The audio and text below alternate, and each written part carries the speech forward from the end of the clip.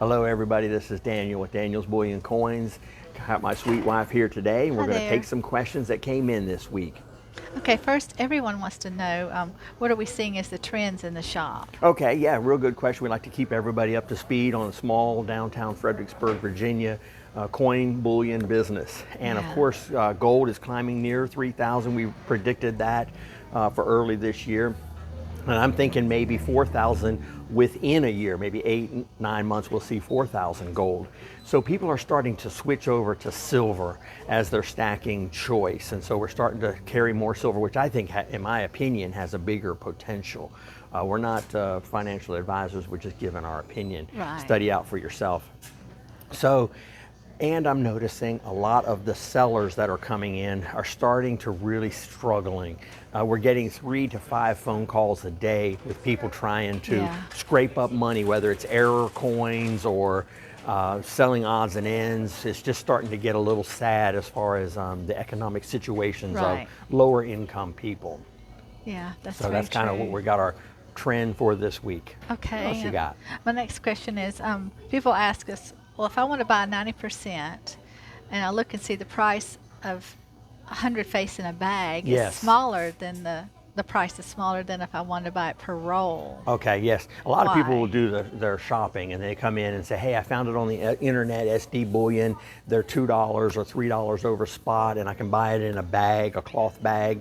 Well, what they do is they put a lot of the calls and the worn out coins go into the bag, and Yeah. the better coins go into the rolls. And the reason that is because when it's in a roll, and I've got a sample here for you, you can see how it stacks up Yeah. higher when it's better quality coins and stacks up lower when it's a lower quality coins. Yeah. So you want to buy rolls that are fully stacked all the way up. That way you're getting the full 0.723 ounces of silver in each dollar that you're buying, where a lot of coin shops will use 0.715 as their silver amount, and that protects them against the wear and tear that's on the coin. So if you're buying a Right. bag, it'll say 0.715 per dollar of the coins. That's because they're going to have a lot of wear and tear on them. Just a second, y'all. Sorry about that. Take a quick call and deal with customers. But yes, we're talking about the coin wear and tear. 0.715 is what a lot of coin shops use, but originally it was 0.723 in an unworn down 90% coin. So the price of a bag tends to be less than the price of a full roll stacked all the Right. way up, no wear and tear. You can tell by the wear and tear by how much gap you've got in the top of the roll. Right. So realize that price difference when you're shopping. Yes. Okay, my next question would be is why do we pay our own customers, the ones that are pretty regular, we pay them, how do we pay them differently than the people who buy off the internet and come in here and want to sell? Okay, yes, very good question, because the internet is pushing a lot of products that we probably would have to say we don't agree with. Things like bars and weird commemoratives or special issue Yeah, coins. all the packaging. And the packaging, the felt box and all of that. And they'll say, hey, this is a commemorative, it's gonna go up in value, it's a numismatic coin. Not in my opinion. In my opinion, the numismatic quality of a brand new coin is just never gonna have numismatic value. They're selling you a product, whether it's bars and things like that.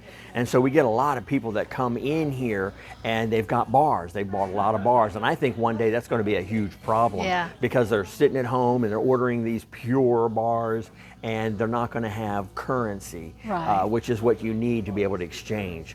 And we're running into the problem here is the cost for cash. You know, Yeah. it costs us to deposit cash, Right. it costs us to withdraw cash. We've even been threatened several times by the bank that they're going to close the bank account because we're putting too much cash in and taking cash out. So we have to almost like self-bank Yeah. and have our own cash. So we can't give that cash out to people that are buying off of the internet, and then Strange we get a stuff. flood of customers wanting to come in and exchange it for cash. So we have to take our customers that bought from us and then when they go to resell, we take them first. We do buy from people who don't Yes, regularly. That's we definitely love new do. customers. But if you're wondering why the percentage is a little bit harder or a little bit lower, a little bit higher percentage that we charge, it's because of the cash fees that we're getting, and it's because you're selling a product that isn't so popular, whether it's bars, which we talk down, or whether it's commemorative stuff that you paid an extra premium for to get because it's got a felt box or some paperwork with it. It's still just a plain ounce and doesn't. Now you get into popular items as far as gold, like the 4/9 gold buffalo or the eagle or the maple leaf 1 ounce, then you're getting the correct kind of gold that buys and sells and exchanges here at the shop. We don't have to take it to a wholesaler and realize the losses at the wholesaler, which is another reason why we pay less if we have to take it to a wholesaler. Same with the silver. You need popular items like 90% maple leafs, eagles.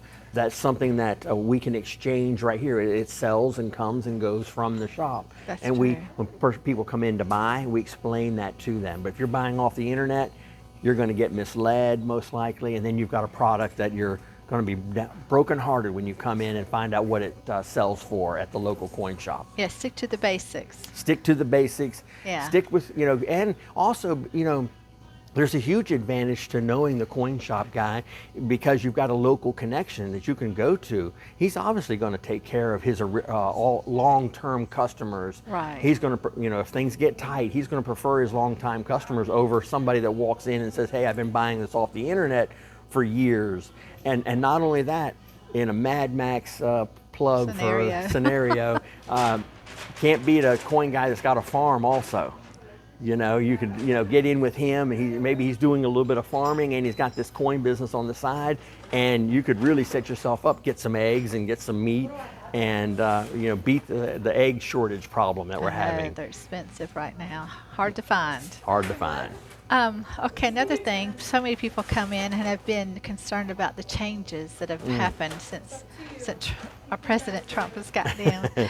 Yes. I'm noticing a lot of people that I never thought would actually almost kind of turn on Trump, and I think it's the media. I think it's the mainstream media, Mockingbird media, that's attacking the situation by trying to throw Trump under the bus every chance they can. Oh, you're going to lose your Social Security. Oh, he's getting your Social Security numbers.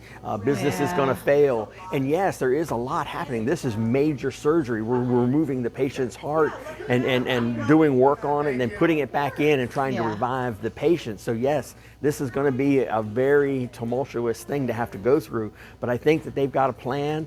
And what people are pointing to is things like housing. Here in the Washington, D.C. area, we're just right outside of Washington, D.C., we're seeing hundreds and hundreds of % increase in houses being listed, and we're also seeing existing home sales dropping.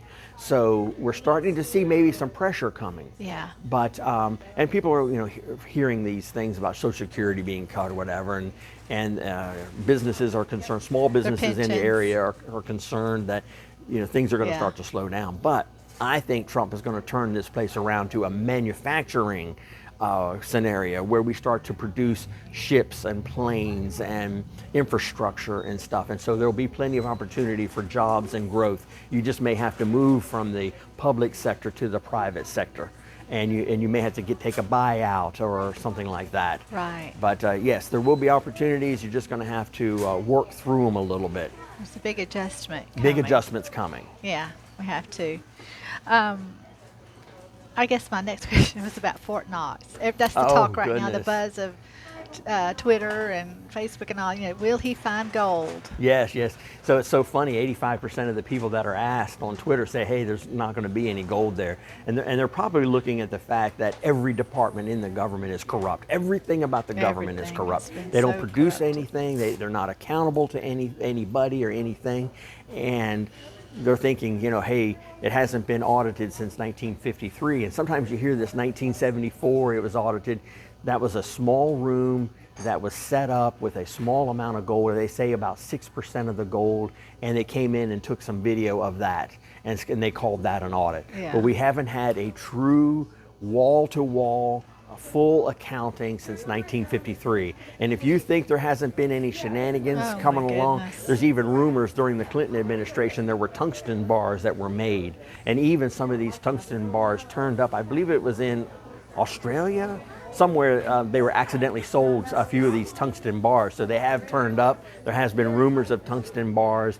And there's leasing. So the gold could be sitting there, but it's owned by somebody, some other country, been leased out. So Wow. it's very tricky. Yes. And if it finds out that there's a problem there, and Trump's already said something to the effect, heads are going to roll if it's not there, well, he knows that there's a problem. That's why Yeah, he of said the other course. day, he said, I'm going to go there and we're going to Personally. videotape Yeah. it live, because I think it's going to be a big issue. I do too. Yeah, I and you mean, could see the price of gold jump really high on that kind of news. And I think Yeah. even without a major disruption at Fort Knox, gold's going to hit 3,000 within the next couple of months, and I think it's going to hit Yeah. 4,000 maybe before the end of the year. And what does that talk on? I've heard different ones say that the actual, on paper, gold is like $40-something. Right, right. So Now, we what does still that refer value, to? yes, we still value gold at $42.22. That's the value of it. Now, if we move it over, like Scott Bassett is talking about, we move it, a liquid asset, quoting Scott, and move it to our sovereign wealth fund, and put a digital value on it, it would immediately have to go. There's been all kinds of talks of where it would have to go. Yeah. 10,000, 15,000, 17,000 is probably the closest number I've heard, in order to have it for the amount of dollars that have been printed. Yeah. And there's people on both sides of that. That will totally collapse the economy. That will totally help the economy. And it's kind of going both ways. And it's going to take some real professionalism to pull it off. But gold is going to be revalued. That's just a fact. And whether we do it willingly or unwillingly, gold is going to be revalued. The market is going to force gold to be revalued. And so with gold revalued, then silver will follow. Yes, and silver, if you revalue silver to gold, it comes out of the ground about 10 to 1. So if gold is 3,000, then silver should be 300 at 10 to 1 coming out of the ground. Even now, it should. And then if it's at the coin shop, it's 15 to 1 because Yeah. it's been made into a coin, and there's much more incremental work to get that many coins made into silver. So now you're 15 to 1 once it's in circulation as coins. I can't do the math on my head, but it's So it'd be probably under $200 Yeah, 200. per ounce right Yeah. there alone for silver, just if you correct that right there. Right, it should And we be. still see major manipulation every night. Right now it's been around 8 or 9 in the morning. It's funny how they Right change before the it time. opens. Right before it opens, the market opens, somebody hammers it 3 times and brings the price down. And we've talked about that plenty of times. Yeah. That's all fascinating. It Well, we is. just got to buckle our seatbelts and And there's so much going on, Pray. so much to watch. Oh, you there's know, so as much. We far can't even as- keep up We with it. cannot keep up with the That's news. impossible. It's fascinating. it is. It's all good stuff, though. Any other questions for this time? I think that's That's it. Well, thank you everybody for watching. We look forward to seeing you in the next one. Be Blessings. blessed.